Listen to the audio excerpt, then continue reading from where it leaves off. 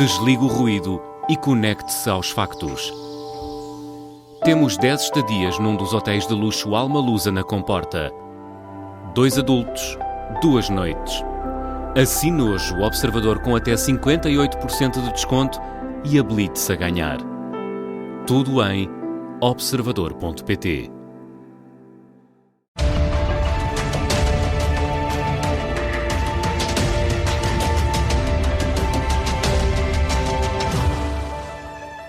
Seja bem-vindo ao Sob Escuta da Rádio Observador. Eu sou a Ana Sanlez, editora adjunta de Economia. Comigo tenho a Marina Ferreira, jornalista do Observador, e o nosso convidado é Álvaro Mendonça e Moura, presidente da CAP, a Confederação dos Agricultores de Portugal.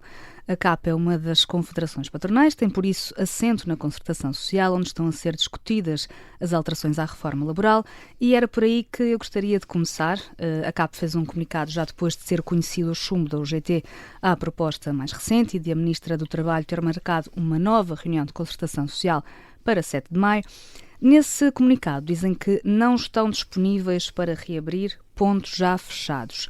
O que é que a CAP quer dizer exatamente com isto? O que é que consideram pontos fechados?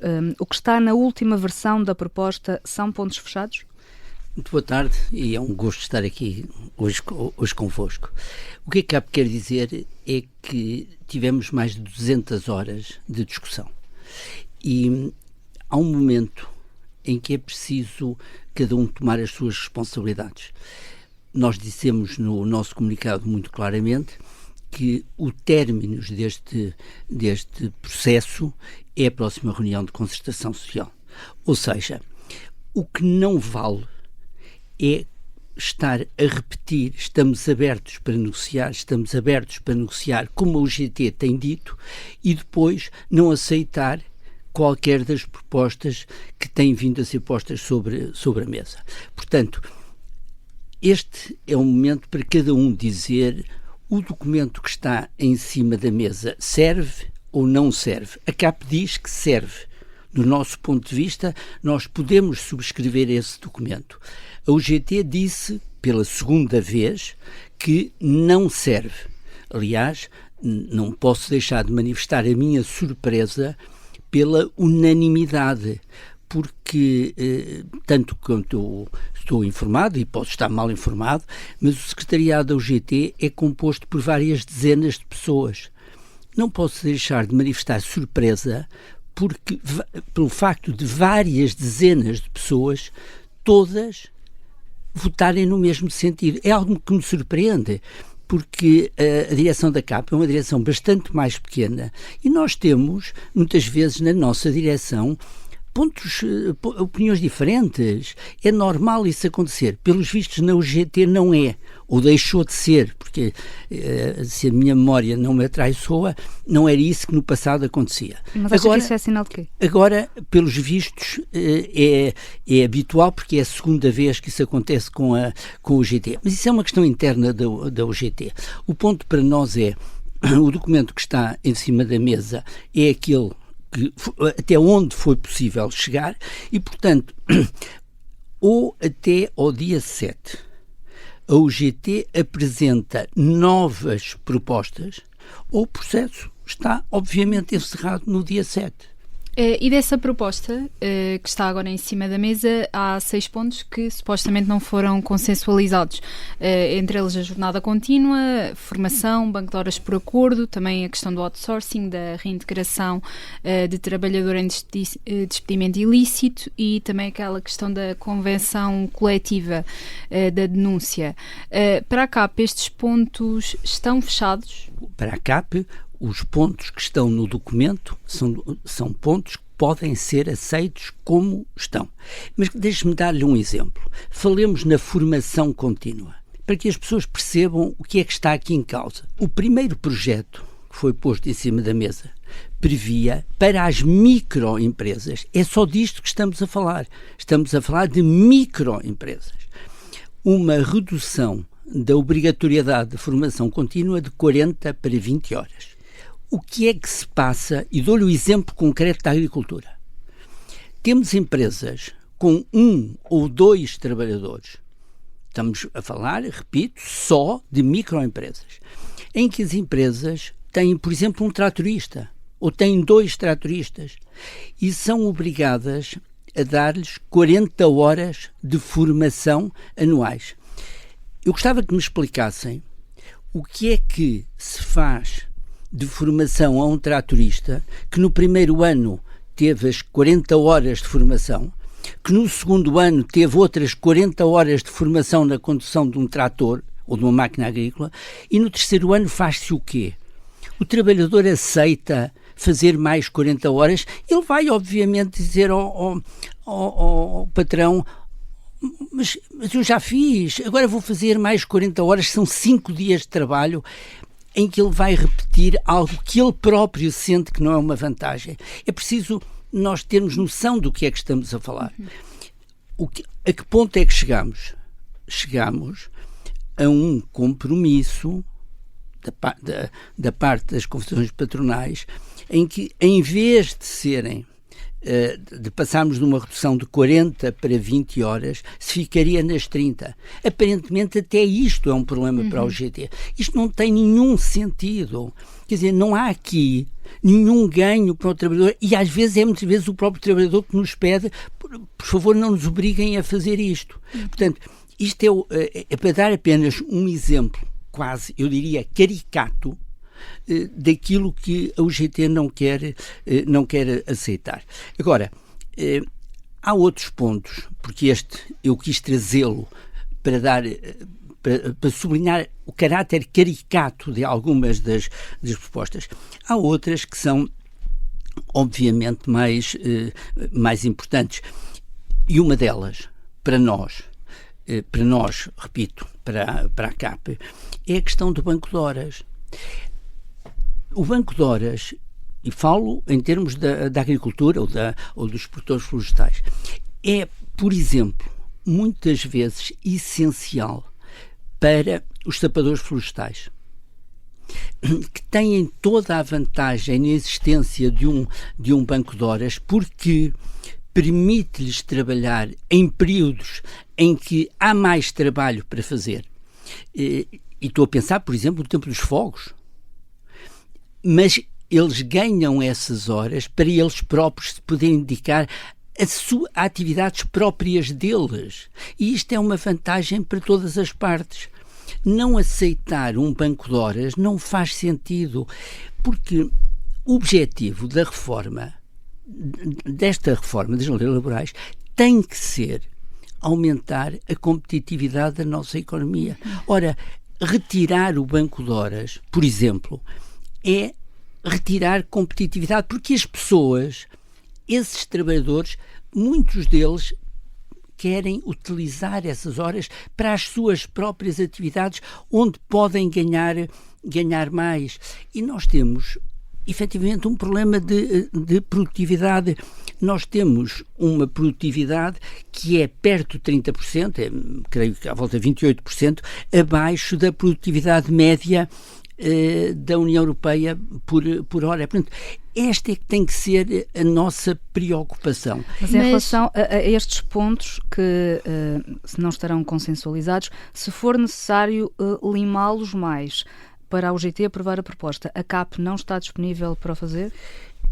Ao fim de 200 horas, eu não sei o que é limar mais. Por isso é que nós dizemos no nosso comunicado, se houver propostas novas, obviamente que até ao dia 7 de março estamos mais do que disponíveis para olhar para propostas novas. Agora, para repetir discussões que já tivemos, isso não estamos disponíveis, e acho que também é uma questão de produtividade nossa. Porque arrisco-me a que um dia me perguntem o que é que o senhor andou a fazer lá durante estas 200 horas. Mas que propostas novas é que são estas? O que é que elas são? Ou seja, isto não vai acrescentar mais complexidade e até morosidade a todo o processo que diz ser longo, ou a CAP diz isto para pôr fim às negociações e começar já a pensar na próxima fase, que é a chegada do anteprojeto ao Parlamento? Quero uma resposta honesta. A avaliação que eu faço neste momento é de que não vai haver propostas novas da UGT. mas eu posso estar enganado e até ao dia 7 estou disponível para ver. Mas eu não consigo compreender por que razão a UGT teria demorado 200 horas para aparecer na 25ª hora, digamos assim, com novas propostas. Portanto, pode ser, vamos aguardar até ao dia 7, mas com toda a franqueza, o que me parece é que a UGT não tem condições internas para aprovar um pacote laboral. Esta é a avaliação que eu faço. E acha que não tem interesse em aprová-lo? Acho que neste momento a UGT não tem condições internas para o aprovar. As razões por que não tem condições internas é uma questão que a UGT terá que esclarecer. Mas eu julgo que há aqui um elemento político muito importante. Tanto a Ministra do Trabalho como outras confederações existem que é preciso que a UGT diga o que quer. E tenho que lhe perguntar se nas duas últimas reuniões isso não ficou claro. E como é que isso não ficou claro? Não é nas duas últimas reuniões, é na fase mais recente da discussão. Nas múltiplas reuniões que tivemos, a CAP e as outras confederações empresariais foram fazendo cedências após cedências, procurando ir ao encontro da UGT no sentido de se obter um acordo. Não vimos reciprocidade, aliás dizemos isso claramente no nosso comunicado. Nós não vimos cedências da UGT e, portanto, a nossa conclusão é que a UGT efetivamente não tem interesse, por razões que lhes serão próprias e que eu tenho que respeitar que a UGT não queira. Agora, o que digo é, há um momento em que é preciso dizer basta, e na análise que a CAP faz, o dia 7 é um momento de todos assumirem responsabilidades, incluindo o Governo. Porque também há um momento em que os portugueses esperam que o Governo diga este processo terminou, com acordo ou sem acordo, e, portanto, passa-se para a fase seguinte. Não será a primeira vez que não se chega a acordo, embora, repito, eu julgo que para o país é bom ter acordos em sede de concertação social.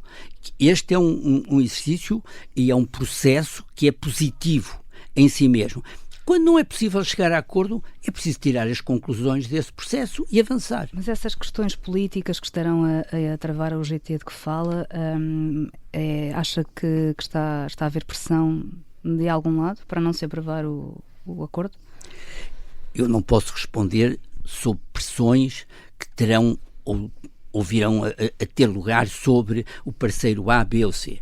Isso é uma especulação, eu não entro nesse ponto. O que me parece, daquilo que ouço aos negociadores da UGT e a maneira como eles reagem às propostas que lhes são feitas, é que eles não têm condições para fazer aprovar um pacote laboral. Foram recebidos na semana passada pelo Presidente da República. Que questões é que colocou a António José Seguro sobre o tema do pacote laboral, que foi o motivo de serem recebidos todos os parceiros, e acha que, voltando também aqui à questão da pressão que o Presidente está a fazer neste momento, pressão para que exista efetivamente um acordo? Bom, em primeiro lugar, o Sr. Presidente recebeu-nos, como recebeu outros parceiros sociais. Nós já tínhamos pedido para ser recebidos pelo Sr. Presidente da República e não apenas, como imaginarão, não apenas para falar sobre o pacote laboral, muito longe disso, não é? Mas o Sr. Presidente da República teve a amabilidade de nos perguntar justamente quais eram as nossas opiniões sobre várias questões. E uma delas, e muito importante, sobre a questão da competitividade da nossa economia. E foi sob esse prisma que a CAP procurou apresentar a questão da reforma das leis laborais, procurando chamar a atenção do Sr. Presidente da República para as medidas que contribuem em sede de legislação laboral para o aumento da competitividade da economia, notando-se que a reforma das leis laborais é apenas uma parte das medidas necessárias para aumentar a competitividade da economia, mas é uma parte integrante. E, portanto, nós falámos, por exemplo, ao Sr. Presidente da República na questão do aumento das horas suplementares, que contribui para o aumento da competitividade da economia portuguesa e que para a CAP é muito importante, porventura mais importante do que para algumas outras confederações, dada a enorme falta de mão de obra que existe para a agricultura e para o sector florestal, e, portanto, é muito importante aumentar o limite máximo das horas de trabalho suplementar. Note-se, a este propósito, que muitas vezes são os próprios trabalhadores e, entre eles, os trabalhadores estrangeiros que nos pedem para trabalharem mais horas. E porquê? Pela mesma razão com que os trabalhadores portugueses que há 40 anos, há 50 anos, emigraram para a França, queriam trabalhar lá mais horas porque, obviamente, queriam ganhar dinheiro, para isso é que tinham emigrado, e queriam ganhar dinheiro para remeter para as suas famílias, para amanhã poderem construir a sua casa, etc. Nós temos hoje em Portugal uma situação com trabalhadores estrangeiros muito, muito parecida com aquela que os trabalhadores portugueses passaram nos anos 60, 70, quando emigraram para a França, para a Alemanha e tal. E, portanto, é muito importante que a lei não proíba esse trabalho suplementar. E deixem-me dar-vos um exemplo. Nós propusemos que o limite das horas suplementares passasse para 300 horas. Mas a verdade é que todos nós ouvimos dizer, nas notícias que vocês dão, naquilo que a comunicação social vai transmitindo, nós ouvimos falar constantemente de que no INEM se fazem 500 horas de trabalho suplementar, que os trabalhadores da saúde fazem ainda mais. E eu pergunto, mas em que país vivemos? Vivemos num país em que temos umas leis que são apenas indicativas. É algo que sempre me fez muita impressão, talvez por ter uma formação de base de jurista. A minha concepção é que as leis são para cumprir. E, portanto, é muito importante aumentar o número de horas suplementares que o trabalhador pode fazer por sua livre vontade, no caso de querer ganhar mais dinheiro, em vez de no fundo, se incentivar à violação da lei, estabelecendo limites artificialmente reduzidos. Portanto, há aqui uma preocupação da parte da CAP com a legalidade, com criar aqui incentivos para o trabalho suplementar, que é uma forma, como eu dizia há bocadinho, de aumentar a competitividade da nossa economia. E gostaria de acrescentar um ponto. Em todas estas 200 horas, repito, eu nunca vi uma palavra de preocupação da UGT em relação aos trabalhadores migrantes. E, para mim, os trabalhadores migrantes são tão trabalhadores como os trabalhadores portugueses. São trabalhadores. E nós não podemos esquecer aqueles que representam no sector agrícola e florestal mais de 40% do trabalho assalariado. Mais de 40%. Portanto, tenhamos bem consciência do país em que vivemos. Nós não podemos prescindir desta mão de obra estrangeira, mas só temos, e tenho repetido isto muitas vezes, nós só temos direito a acolher no país aqueles trabalhadores que sejamos capazes de acolher dignamente. E, portanto, é preciso criar também legislação que tenha em conta o interesse desses trabalhadores. Fazemos aqui uma curta pausa neste Sob Escuta com Álvaro Mendonça Moura, presidente da CAP. Voltamos já.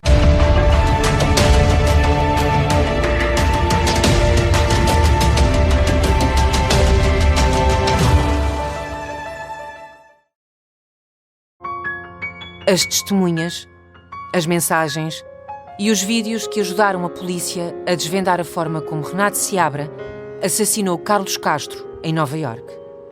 Estes são os bastidores nunca revelados da investigação a um crime brutal. Olha para o espelho, o que é que tu vês? E tu achas que o miúdo com 1,85 m, lindo de morrer, vai se apaixonar por ti? Episódio 3. Desta vez, é amor.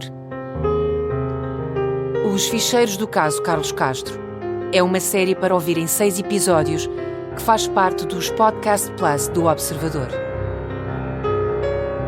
É narrada por mim, Joana Santos, com banda sonora original de Júlio Rezende.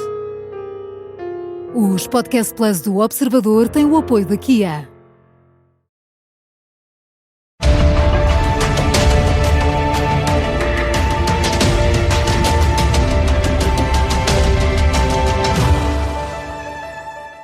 Arrancamos aqui a segunda parte deste Sob Escuta da Rádio Observador.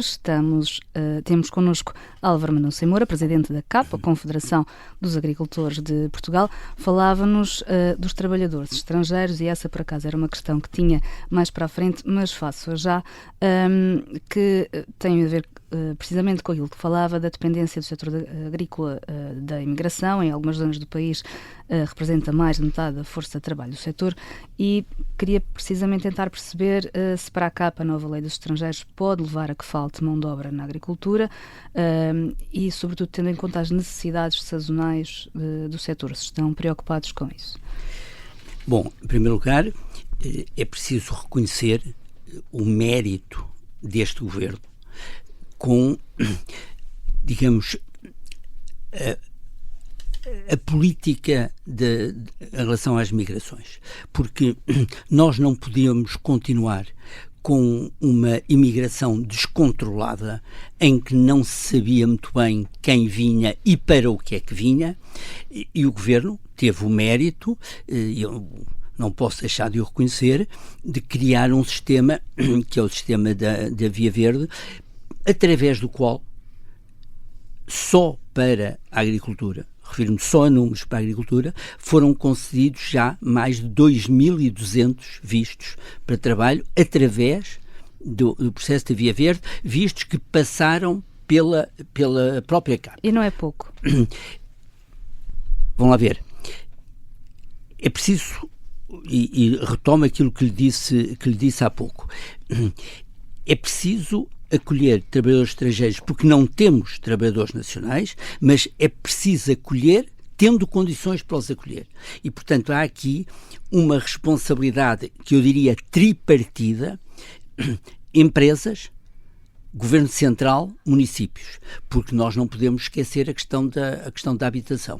E a questão da habitação também não depende só nem das empresas, nem do Governo Central, depende também das autorizações que os municípios concedem. Portanto, muitas vezes na agricultura é um problema essa questão da habitação, como sabemos. Muitas vezes porque, mesmo quando as empresas se dispõem a construir, a encontrar habitações para os trabalhadores migrantes nos seus terrenos, muitas vezes barram com a falta de autorização dos municípios.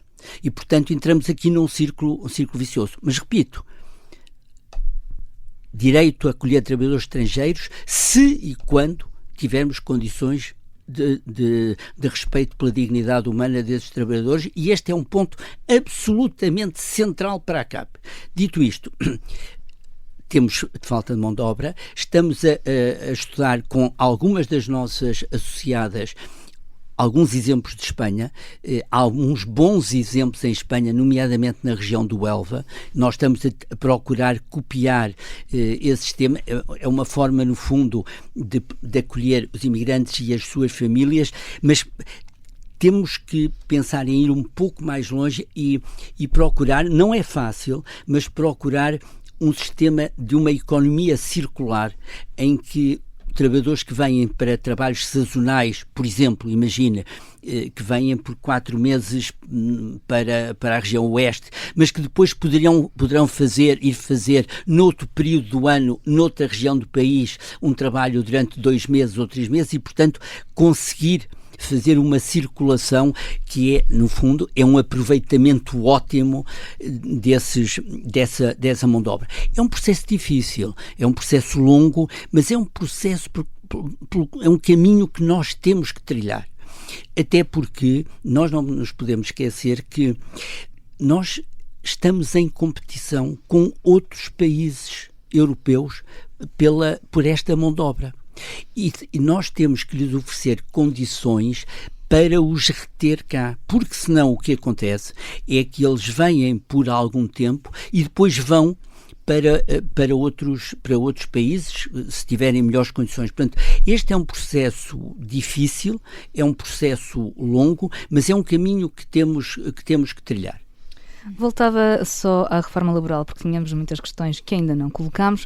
A nova reunião de concertação social está marcada para 7 de maio e até lá a CAP está disponível para outra reunião no Ministério do Trabalho, por exemplo, como aquelas que ocorreram até agora? É previsível que exista? Já está marcada?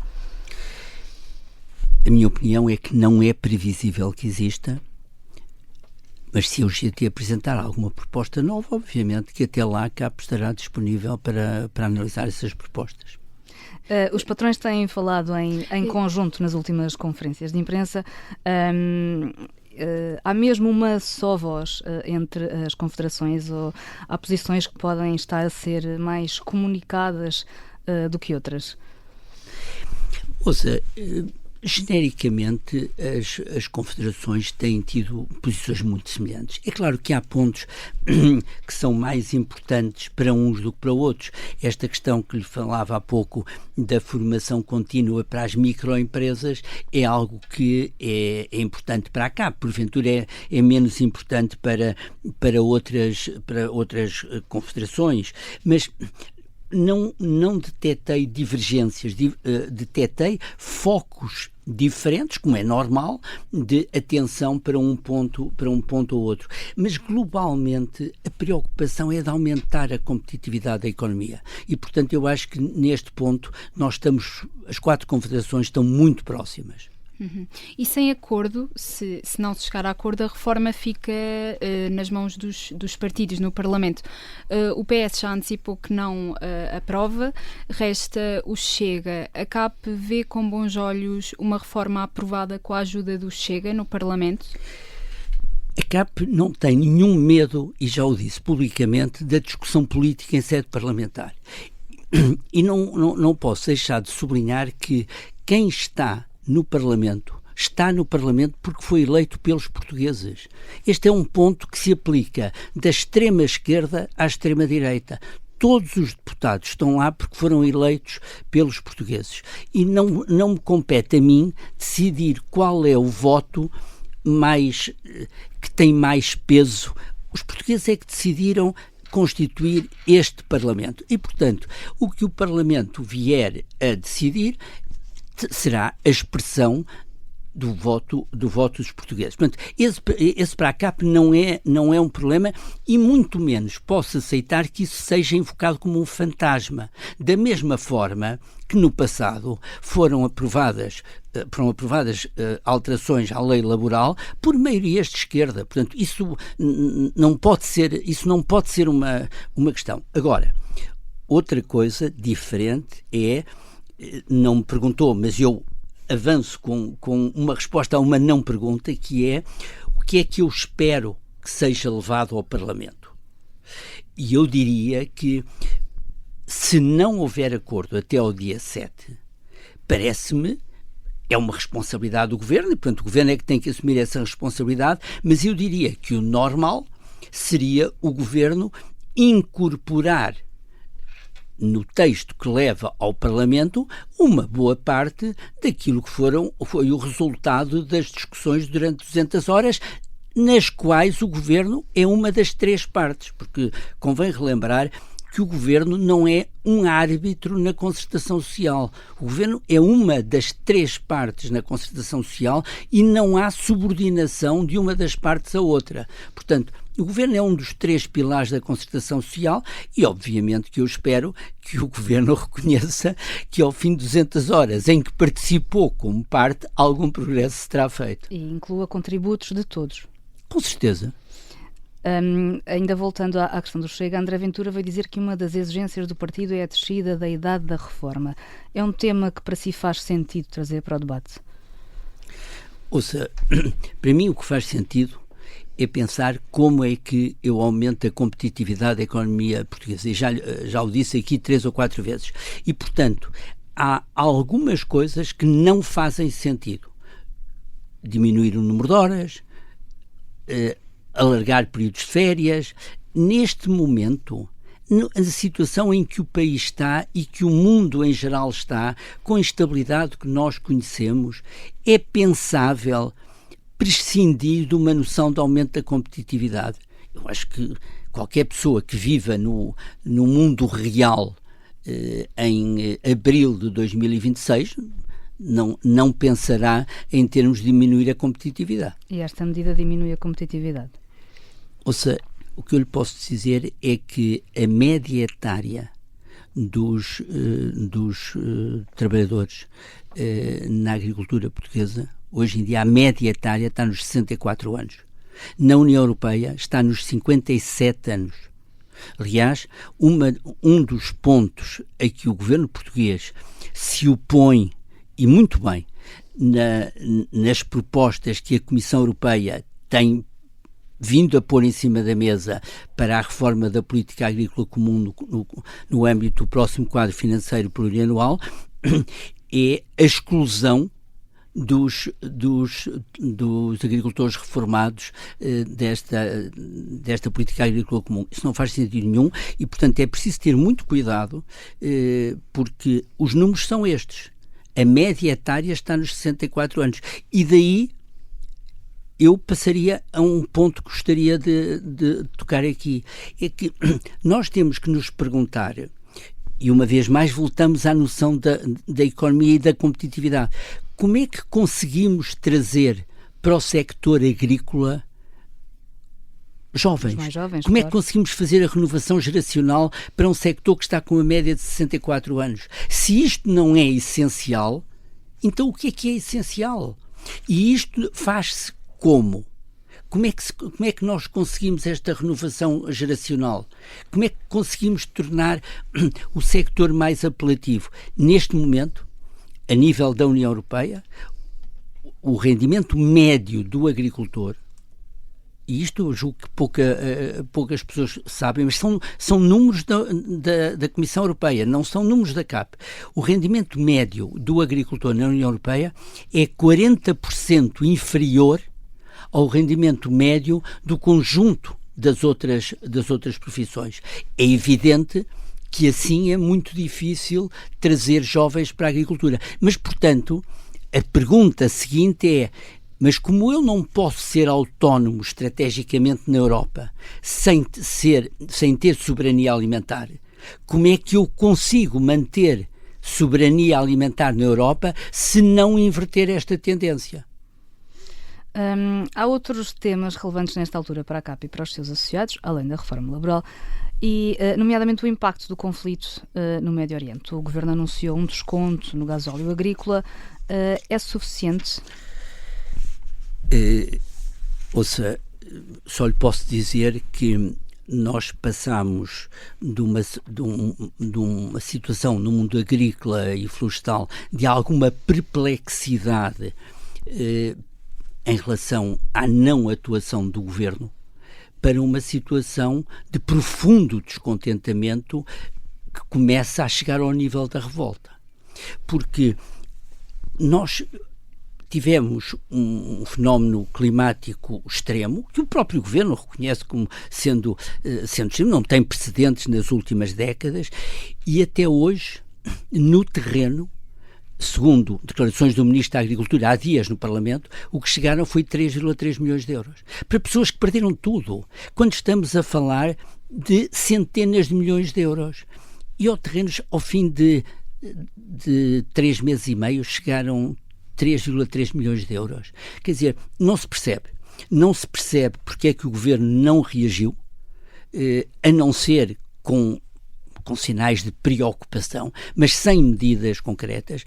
Não se aceita que o Governo tenha procurado tratar um fenómeno climático extremo como um acontecimento fortuito, que é aquilo que está previsto no PEPAC, no Programa da Política Agrícola Comum, em que há medidas de rotina, eu diria assim, para casos em que há pessoas particularmente afetadas numa área ou noutra. O Governo procurou encaixar dentro do PEPAC numa medida que no máximo, e segundo anúncio do Governo, poderia chegar aos 40 milhões de euros, prejuízos da ordem das centenas. As pessoas no terreno não só estão desiludidas, como não acreditam. Ou seja, há aqui um problema, e eu julgo que é muito importante o Governo dar-se conta disso. Há aqui uma situação em que as pessoas efetivamente não compreendem a inação do Governo. E depois nós tivemos... Foi dada prioridade às habitações no caso das tempestades e muito bem. Mas repare, e muito bem. Para mais tarde. A primeira prioridade devia ter sido, e digo aqui sem nenhuma hesitação, primeira prioridade apoiar as pessoas diretas, aquelas que perderam tudo e desde logo a sua habitação. Ninguém discute uma questão destas. Mas depois é preciso pensar no relançamento da economia. E o relançamento da economia, num caso extremo como este, faz-se através de apoios a fundo perdido, com coragem. Não foi o que aconteceu até agora. Nós continuamos sem ouvir um único anúncio do Governo nesta linha. E depois é preciso também compreender que nos últimos 10 anos, depois da agricultura ter resistido, e de uma forma muito positiva, aos tempos da Troika, tendo sido um dos motores de relançamento da economia, até aumentando as exportações, mas na última década nós tivemos, por razões ideológicas, primeiro, medidas muito negativas para a agricultura, depois tivemos a pandemia, com toda a disrupção das cadeias logísticas, de abastecimento, com a espiral inflacionista que seguiu a isso. Tivemos a seguir a guerra da Ucrânia, de novo com uma espiral inflacionista. Depois tivemos a volatilidade, para ser simpático, a volatilidade do segundo mandato do Presidente Trump, com a questão das tarifas, e depois com as incertezas decorrentes de um comportamento que parece variar de dia para dia. E, por fim, depois destes fenómenos climáticos do princípio do ano, tivemos agora a guerra do Médio Oriente. É este conjunto de situações que eu diria vêm desde há 10 anos, que tem vindo a agravar a situação dos agricultores, comparado com o nosso vizinho espanhol, que é o nosso principal concorrente. E eu chamo a atenção que vale a pena analisar a evolução da balança comercial entre Portugal e a Espanha, porque a degradação é assustadora. Mas isto não vai mudar se o nosso governo continuar a tomar medidas que ficam muito aquém das medidas do governo espanhol. Ou seja, nós não estamos... E eu tenho muita pena de dizer isto porque fui embaixador junto da União Europeia durante 6 anos, nós não estamos num mercado único neste momento. Nós não estamos porque, efetivamente, os nossos principais competidores, que são os agricultores espanhóis, têm apoios que não têm qualquer paralelo com os apoios que os agricultores portugueses recebem. E, portanto, não é uma questão de nós querermos ser apoiados por causa de A ou B apenas nisso. É a questão de como é que eu posso concorrer com o meu competidor espanhol se o governo espanhol anunciou uma medida de que vai até aos 500 milhões de euros. 500 milhões de euros para apoio só para os fertilizantes em Espanha. Eu não tenho nada. Quer dizer, como é que eu posso concorrer com isto? Como é que eu posso concorrer quando os apoios que eu recebo para o gasóleo são menos de metade do que o meu competidor espanhol recebe também para o gasóleo? E deixe-me terminar dizendo isto. Não é só o risco de eu não poder competir com ele em termos da minha produção. Há um outro risco para o país de que se fala muito pouco. É que nestas condições o investimento obviamente transfere-se para a Espanha. Porque qualquer investidor vai investir em produzir em Espanha em vez de produzir em Portugal. E dou-lhe casos concretos. Nós temos neste momento um problema seríssimo, por exemplo, com o tomate indústria, só para dar um exemplo, porque temos contratos feitos antes da guerra do Médio Oriente, só que eu sou obrigado a cumprir estes contratos sem apoio do Estado, ou praticamente sem apoio do Estado, apenas com o do gasóleo agrícola. O meu competidor espanhol, que também fez os contratos na mesma altura, tem o apoio muito maior para o gasóleo agrícola e tem todo o apoio para os fertilizantes. Não é possível competir nestas condições e, portanto, qualquer investidor racional transfere o seu investimento futuro para a Espanha em vez de Portugal. Portanto, nós temos um problema real e temos um problema potencial. E estava a falar num tema que eu por acaso queria trazer, que era o apoio à compra de fertilizantes, que já foi mencionado pelo Governo, que poderia vir a acontecer, não foi ainda anunciado. Considera que é necessário? De que tipo de apoio é que estamos a falar? Já se fala, por exemplo, da criação do programa de compras conjuntas, não sei se poderia ser por aí. E também queria perguntar se já há uma ideia do impacto da subida dos custos dos fertilizantes, se já está a ser refletido, porque eu sei que estas coisas demoram, não é imediato, sobretudo nos fertilizantes que são utilizados para as rações. Qual é o impacto desta parte tão importante da produção? O impacto é enorme, porque nós, neste momento, nem sequer conseguimos preços a prazo para os fertilizantes. Nós conseguimos preços ao dia. Portanto, a incerteza é tão grande que ninguém me garante ninguém me garante vender fertilizantes a X meses ao preço Y. Portanto, há aqui uma incerteza muito grande. Volto atrás para dizer, o prejuízo é insustentável para aqueles que fizeram contratos, como é normal, que fizeram contratos no princípio do ano, no final do ano, para esta campanha.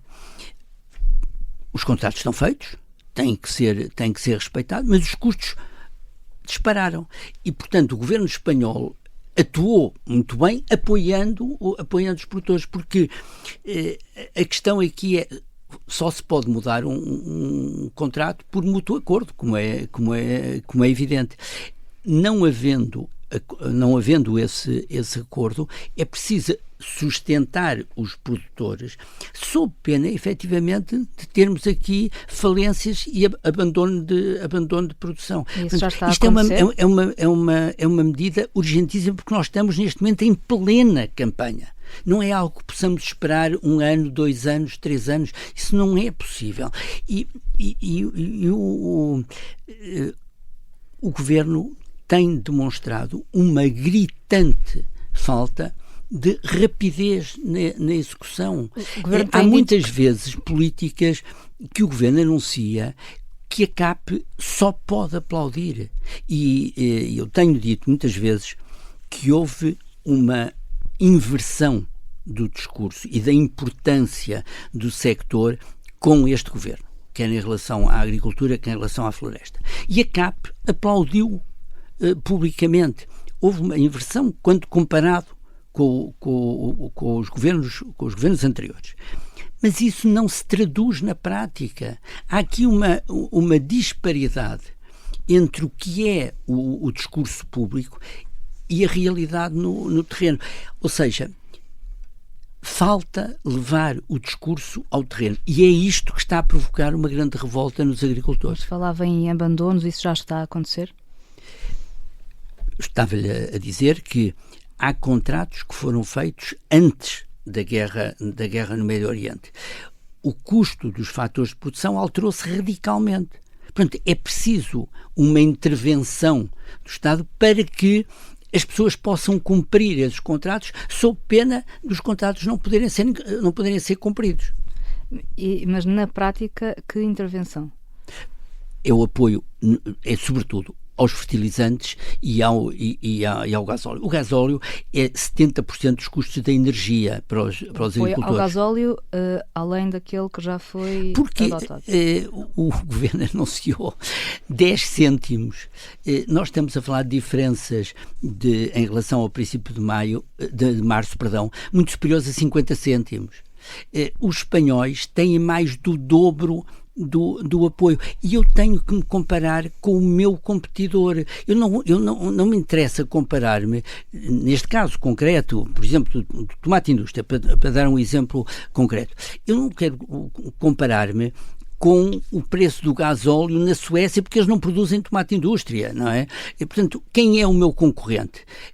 Como é que vamos chegar ao mercado? O meu concorrente é o espanhol, neste caso. E, portanto, se a diferença é muito grande entre os dois, é óbvio que o espanhol tem vantagem. E não pode ser assim. Não é este o espírito da União Europeia, e incumbe ao governo duas coisas: apoiar imediatamente, de uma forma paralela com aquilo que os espanhóis estão a fazer, e, não é só isto, e chamar a atenção da Comissão Europeia para a necessidade de preservar o mercado único.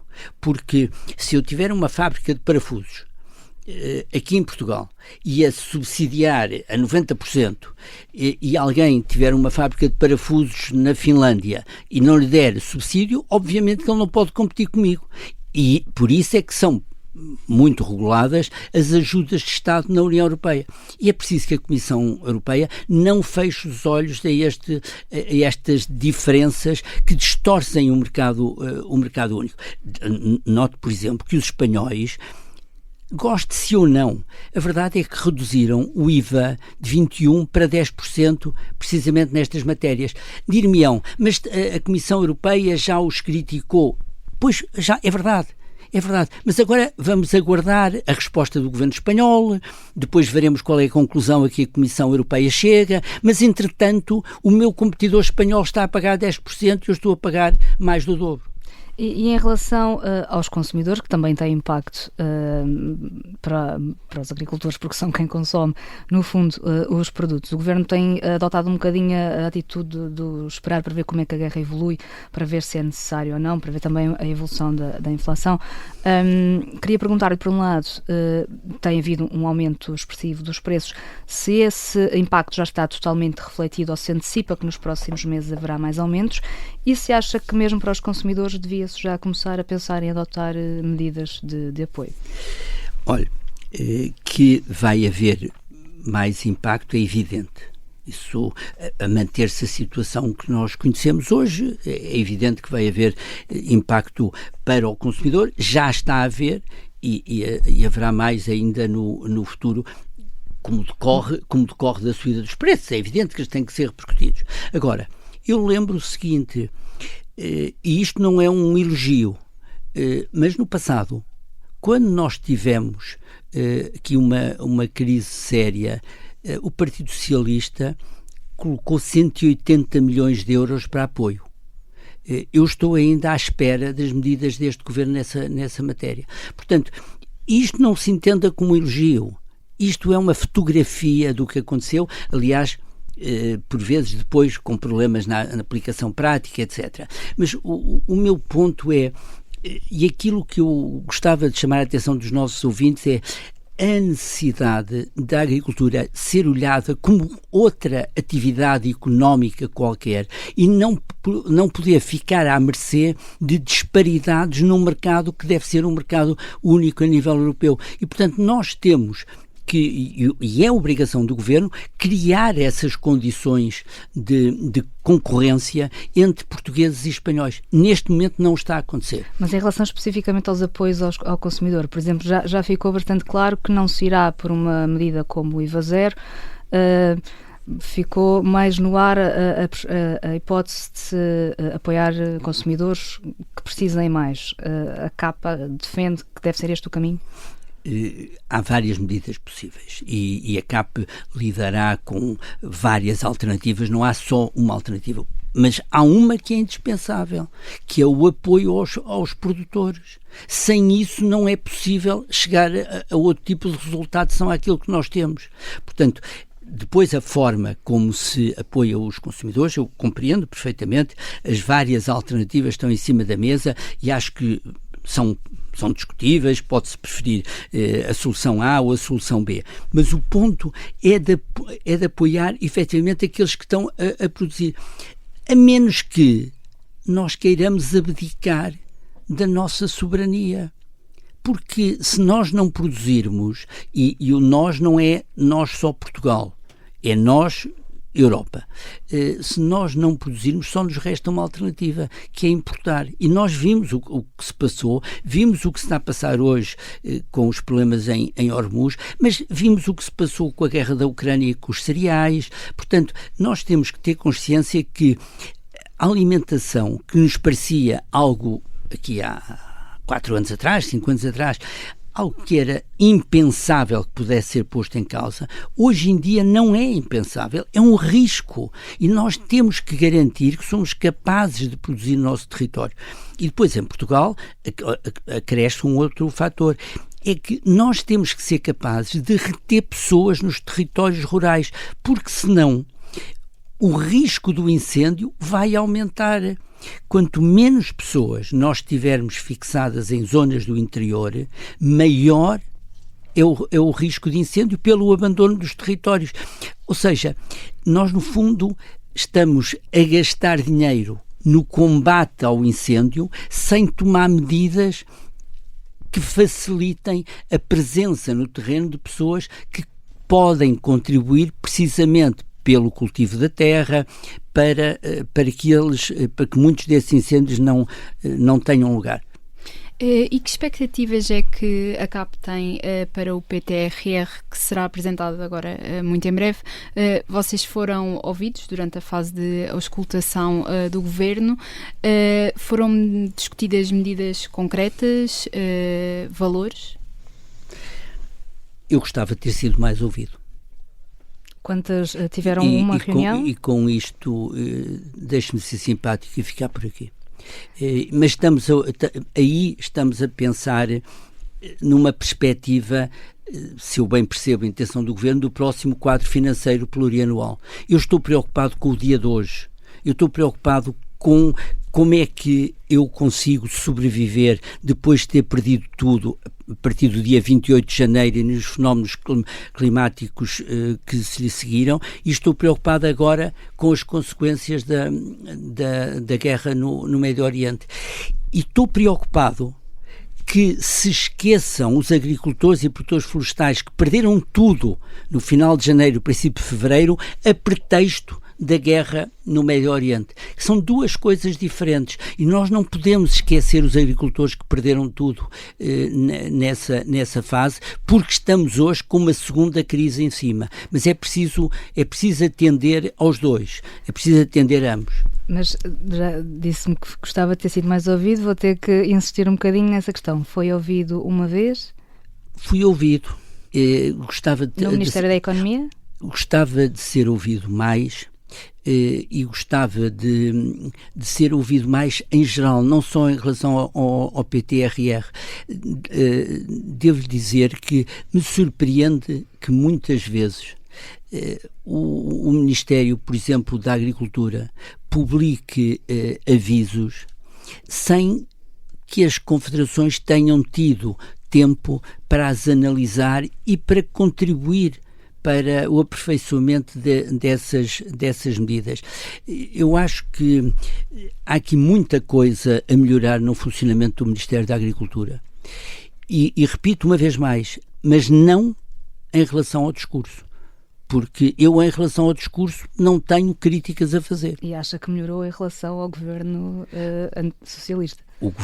O discurso melhorou radicalmente na prática, em relação ao passado. O funcionamento do Ministério da Agricultura não melhorou em relação ao passado. Álvaro Mendonça Moura, muito obrigada pela presença neste Sob Escuta. Pode ouvir a entrevista na íntegra nas plataformas de podcast do Observador.